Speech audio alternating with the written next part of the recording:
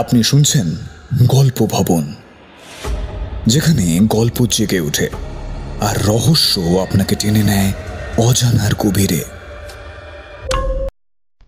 এখন শুনুন শেষ ট্রেনের যাত্রী।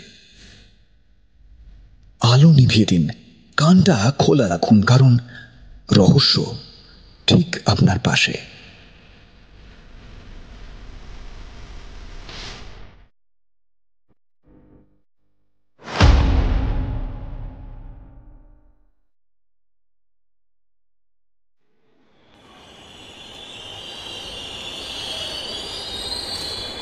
রাত তখন প্রায় 11টা।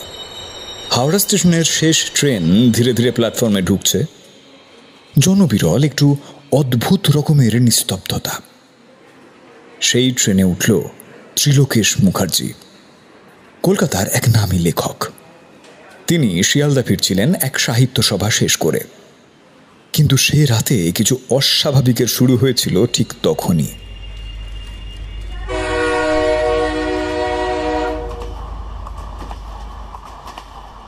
গাড়িটা তো একেবারে ফাঁকা। এই শেষ ট্রেনেও কি কেউ ওঠে না নাকি আজকাল? ত্রিলোকেশ একটা সিটে বসলেন জানলার ধারে। বাইরের অন্ধকারের দিকে তাকিয়ে থাকতে থাকতে তিনি বুঝতে পারলেন পাশের কামরায় একটা ছায়া নড়ছে। কৌতূহল চাপতে না পেরে তিনি উঠে গেলেন সেই কামরায়। কিন্তু সেইখানে কেউ নেই, শুধু একটা পুরনো টাইপরাইটার পড়ে রয়েছে। এটা এখানে কেন? কে রেখে গেছে এটা এখানে? তিনি টাইপরাইটারে হাত দিতেই হঠাৎ টিক টিক টিক টিক করে টাইপ হতে লাগলো।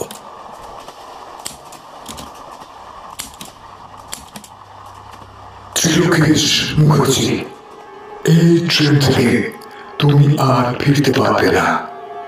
কে আছো? কার সাহস আমাকে ভয় দেখানোর? ত্রিলোকেশ পিছনে ঘুরতে দেখলেন জানলার পাশে দাঁড়িয়ে আছে একজন। মুখ তার ঢাকা কালো কাপড়ে, চোখ দুটো যেন অন্ধকারে জ্বলছে। এই ট্রেন, ত্রিলোকেশ বাবু, শুধু তাদেরকে নিয়ে যায় যাদের পিছনে থাকে একটা অপূর্ণ গল্প। ত্রিলোকেশ কিছু বলার আগেই চারদিক ঘুরে যেতে লাগলো। একটা আলো, একটা ছায়া, আর তারপর অন্ধকার।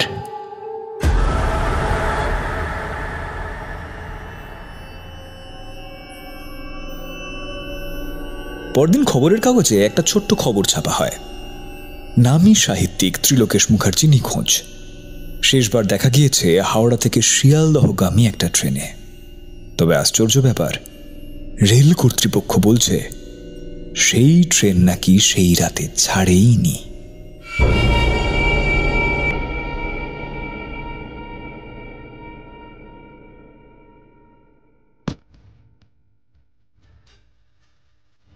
এই ছিল আজকের গল্প, শেষ ট্রেনের যাত্রী। যদি ভালো লেগে থাকে তাহলে গল্প ভবন চ্যানেলটি সাবস্ক্রাইব করতে ভুলবেন না। লাইক দিন আর আপনার বন্ধুদের সঙ্গে শেয়ার করুন।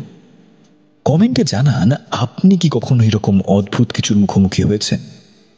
পরের গল্পে দেখা হবে আবারও অজানার আর এক মুখোশ খুলতে।